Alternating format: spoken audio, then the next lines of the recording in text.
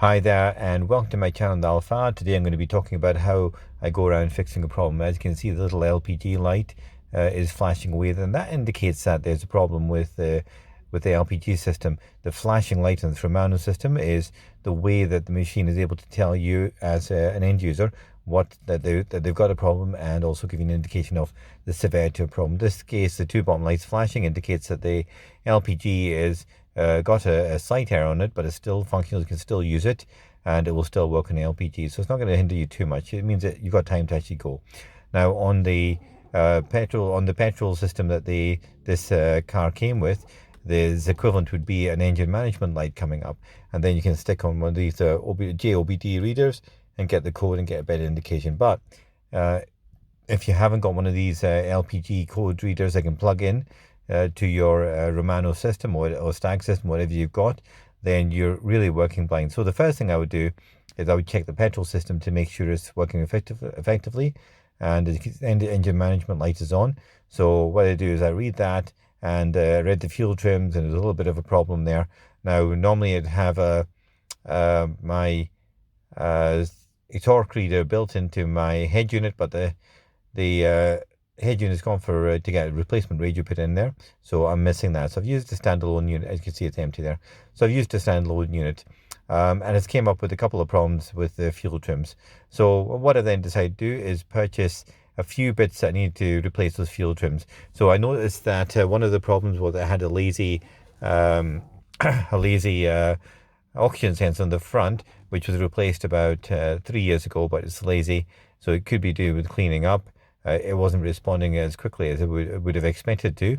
And the other thing is I bought a MAF sensor as well. Now it's an aftermarket sensor, which is not Denso, but I thought, you know what, if it says that it's working, let's give it a try.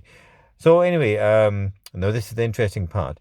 When you're working on these cars, regardless if you're a mechanic or not a mechanic, these genuine parts are expensive. So when you change them, and keep the old bits that come off the car, because you may find that there's absolutely no improvement whatsoever, and that the mechanic or yourself is just guessing, in which case you've just taken off some really expensive good parts of your car, which are probably better than the aftermarket equivalent that you've bought.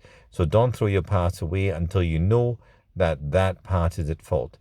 So anyway, so I bought these parts and plugged them into the car, and I was still getting the fault, still high readings.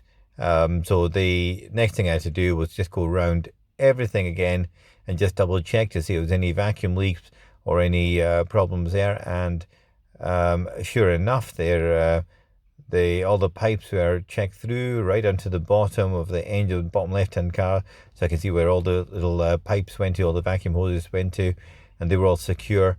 I gone round and checked the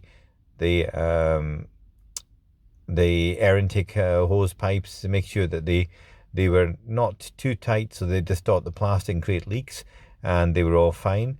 So eventually I came around to the injectors and unplugged the injectors, replugged the injectors in of the LPG system, and also I checked the little LPG pipes, and guess what I found? I found that one of the little pipes was slightly loose, so that just required a little tightening up with the bike spring on there, and then I ran the car, tested how it goes, and sure enough, it works quite nicely. The trim values are quite lower down, where we'd expect them to be, in the 3-4 kind of mark for a car of this age.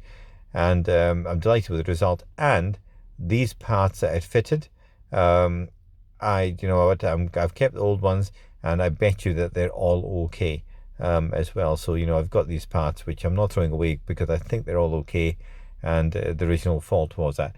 So this is one of the problems with not being a mechanic, is that you're really kind of guessing, from your limited experience, which is nothing. That's why it's really important just to keep your parts.